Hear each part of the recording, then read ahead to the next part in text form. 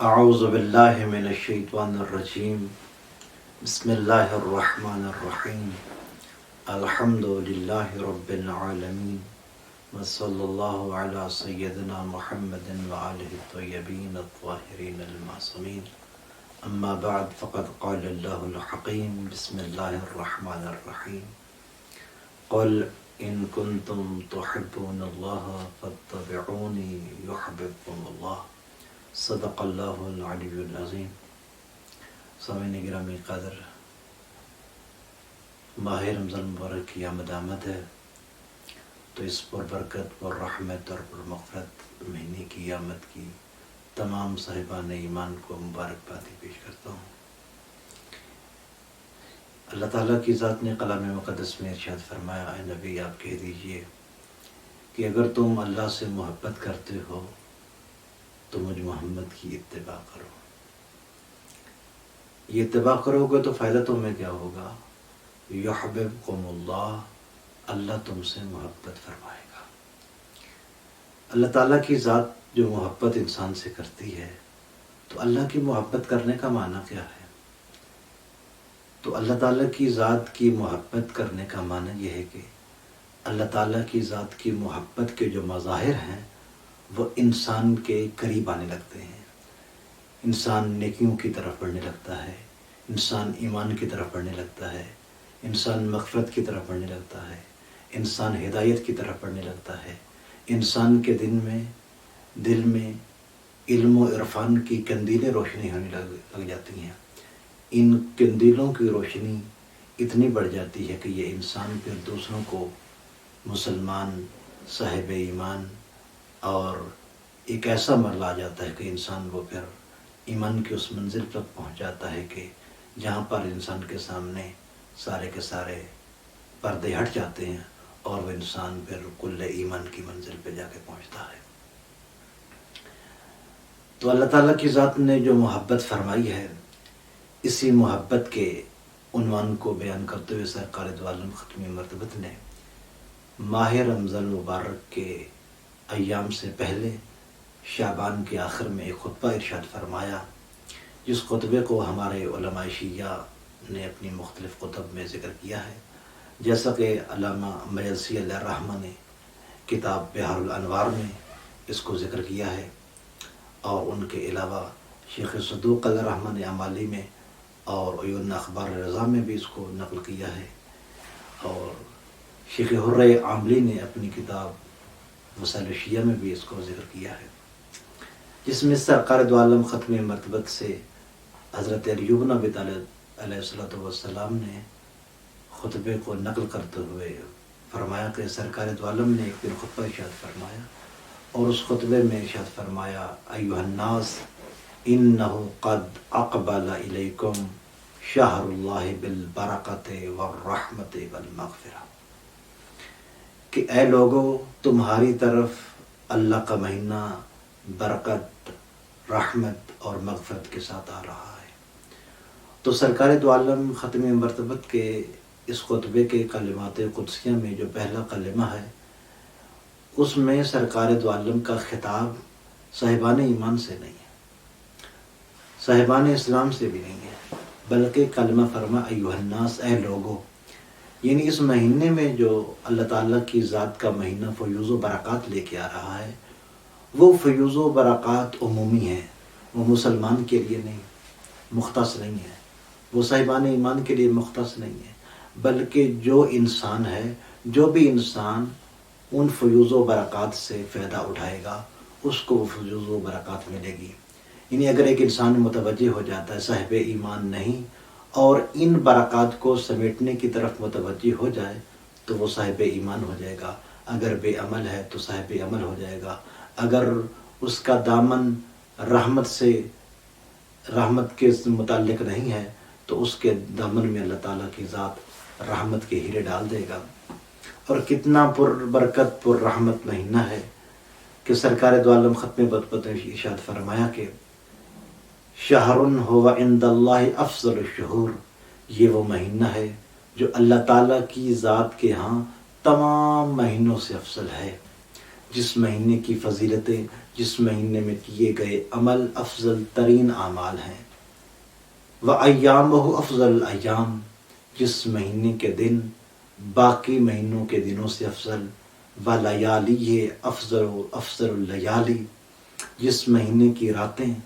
باقی مہینوں کی راتوں سے افضل ہیں۔ وَسَاعَاتُهُ أَفْضَلُ السَّاعَاتِ، کہ جس مہینے کی گھڑیاں، جس مہینے کے لمحات باقی مہینوں کے لمحات اور باقی مہینوں کی گھڑیوں سے افضل ہیں۔ یعنی کتنے پر برکت، پر رحمت، پر مغفرت وہ لمحات ہوں گے جو اس مہینے میں انسان گزارے گا۔ یعنی 24 گھنٹے کا ہر ایک ایک لمحہ، ہر ایک ایک ساعت، ہر ایک ایک گھڑی انسان کی تقدیر کو بدلنے کے لیے اللہ تعالیٰ کی ذات کی طرف سے رحمت بن کر، کبھی مغفرت بن کر،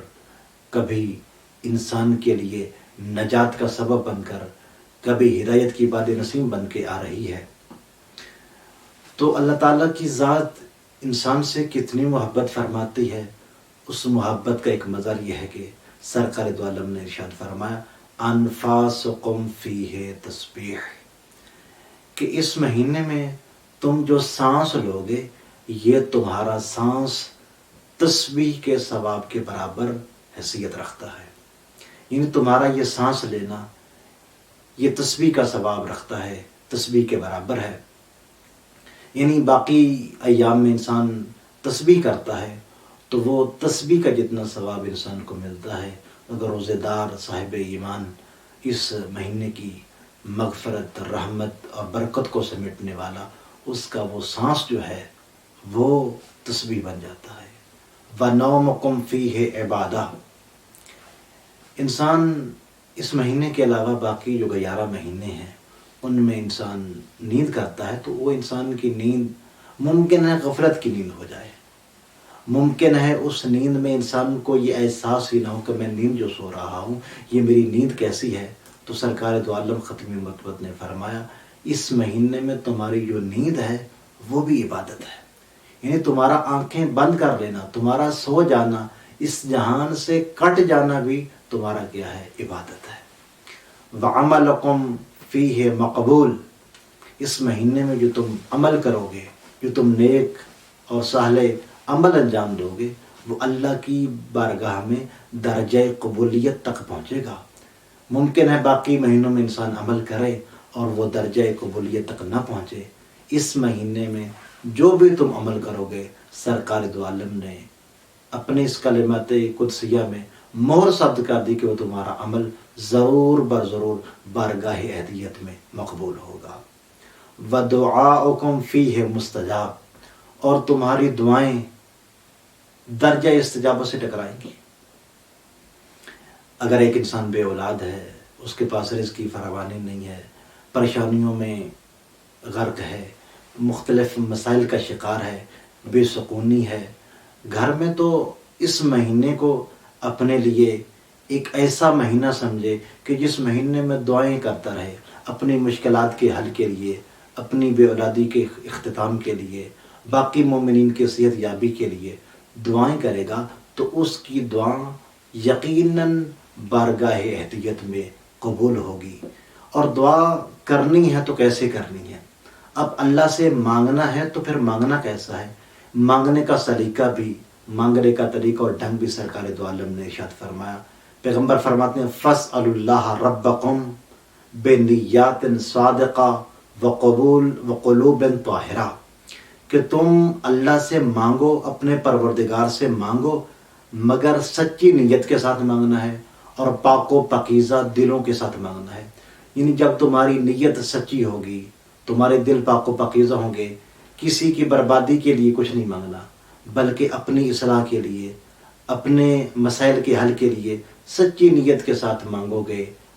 پاک و پاکیزہ دلوں کے ساتھ تم اللہ کی بارگاہ میں دستے سوال دراز کرو گے تو وہ ذات اہدیت تمہاری اٹھے ہوئے ہاتھوں کو، تمہاری نیت خالصہ کو، تمہاری زبانوں کی مانگی گئی دعاؤں کو اللہ تعالیٰ کی ذات کبھی رد نہیں فرمائے گا۔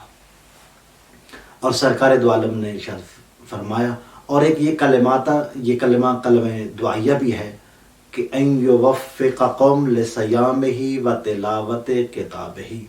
کہ پیغمبر ایک دعا فرما رہے ہیں، پوری انسانیت کے لیے پیغمبر دعا فرما رہے ہیں کہ اللہ تمہیں اس مہینے میں روزے رکھنے اور اللہ کی کتاب کی تلاوت کرنے کی توفیق عطا فرمائے۔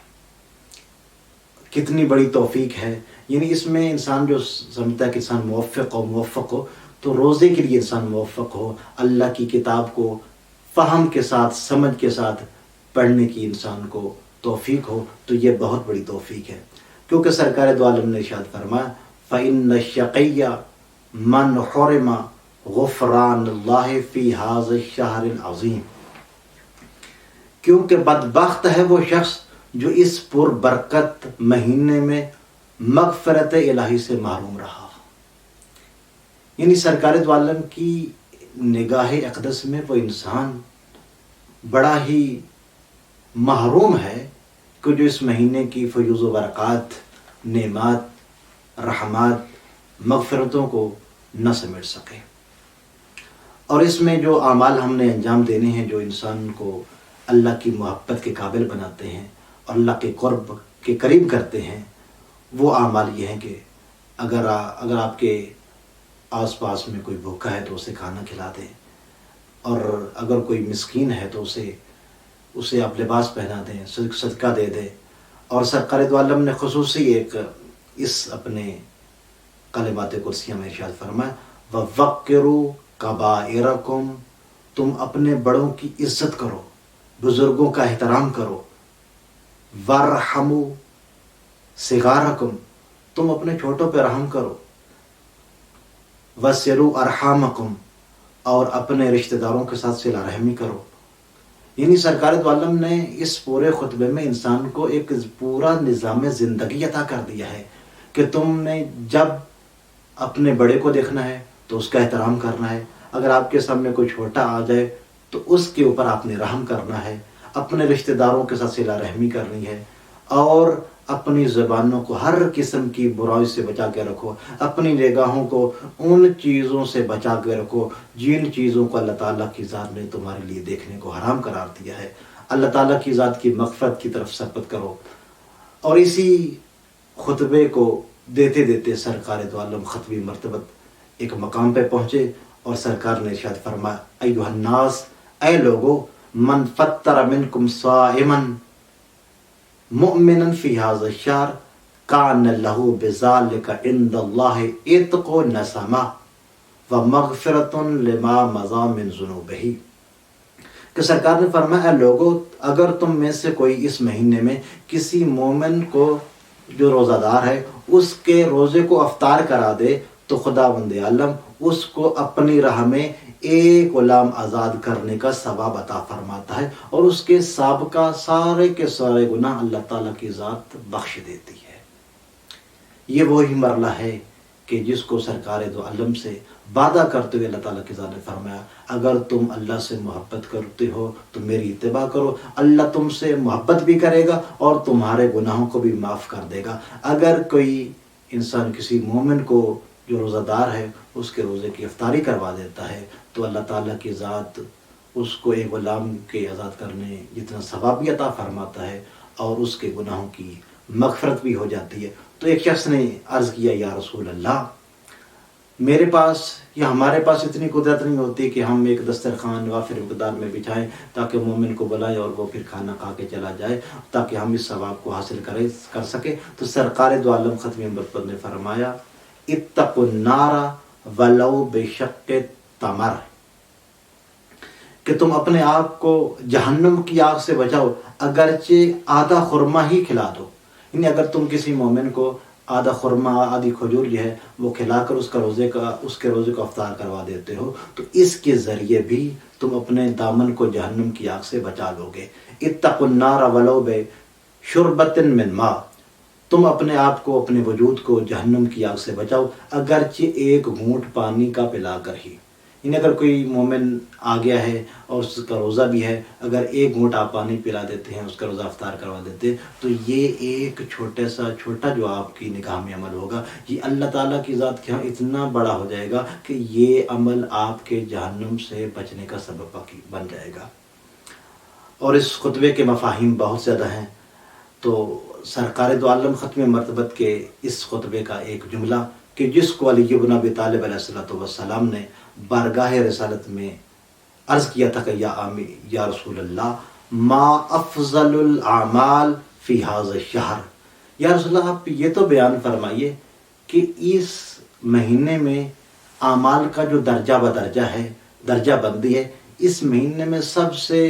زیادہ فضیلت والا عمل وہ کون سا ہے؟ تو سرکار دو عالم نے ارشاد فرمایا تھا یا ابا الحسن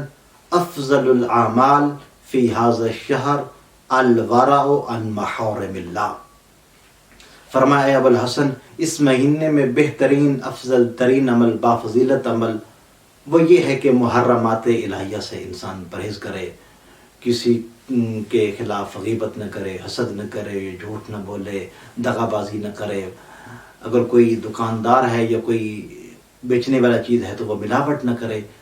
جن جن چیزوں کو بھی اللہ تعالیٰ کی ذات نے حرام قرار دیا ہے ان محرمات الہیہ سے بچے گا تو یہ عمل اس کا افضل ترین عمل بھی ہوگا اور یہ اس کا عمل اس کو محبوب خدا بھی بنا دے گا۔